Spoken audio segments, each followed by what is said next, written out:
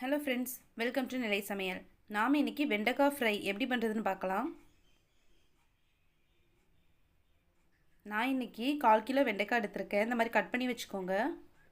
அதோட 1/2 டீஸ்பூன் மஞ்சள் தூள், 1/4 டேபிள் ஸ்பூன் மிளகாய் தூள், தேவையான அளவு உப்பு, 1 டேபிள் ஸ்பூன் தயிர் சேர்த்துக்கோங்க. இதை நல்லா மிக்ஸ் பண்ணி விட்டுறலாம். மசாலா எல்லா இடத்துலையும் கோட் ஆகிற மாதிரி நல்லா மிக்ஸ் பண்ணி விடுங்க.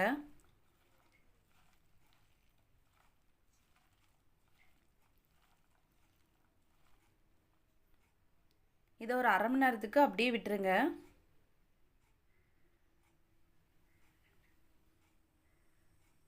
ஒரு பேனில் 1/2 டேபிள் ஸ்பூன் எண்ணெய் சேர்த்துக்கோங்க. எண்ணெய் சூடானதும் கடுகு உளுத்தம்பருப்பு சேர்த்துக்கோங்க.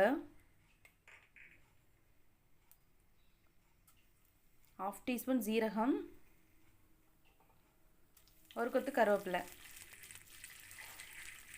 இதெல்லாம் சேர்த்து கலந்து விட்டுறலாம்.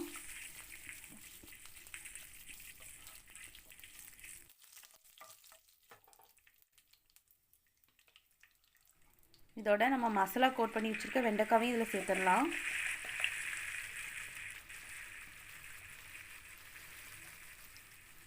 ஸ்டார்டிங்கில் ஒரு மீடியம் ஃப்ளேமில் வச்சு நல்லா வதக்கி விடுங்க.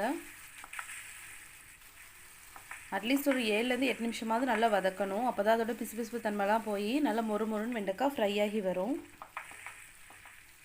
எப்போது பண்ணுற மெத்தட் இல்லாமல் இந்த மாதிரி செஞ்சு பாருங்கள், ரொம்பவே டேஸ்ட்டாக இருக்கும்.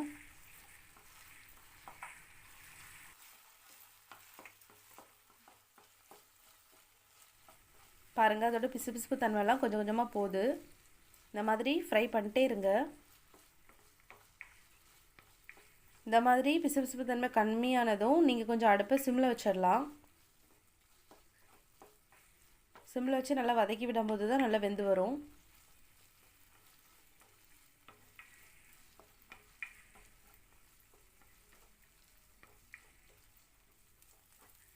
பாருங்கள், வெண்டைக்காய் நல்லா மொறுமொறுன்னு வர ஆரம்பிச்சிடுச்சு.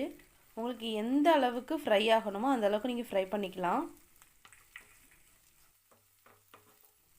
பாருங்கள், வெண்டைக்காய் ஃப்ரை ரெடி ஆகிடுச்சு. இந்த ரெசிபி வீட்டில் ட்ரை பண்ணி பார்த்துட்டு எப்படி இருந்துச்சுன்னு கமெண்ட் செக்ஷனில் சொல்லுங்கள். நெல்லை சமையல் சேனலுக்கு லைக் பண்ணுங்கள், ஷேர் பண்ணுங்கள் அண்ட் சப்ஸ்கிரைப் பண்ணுங்கள். தேங்க்யூ.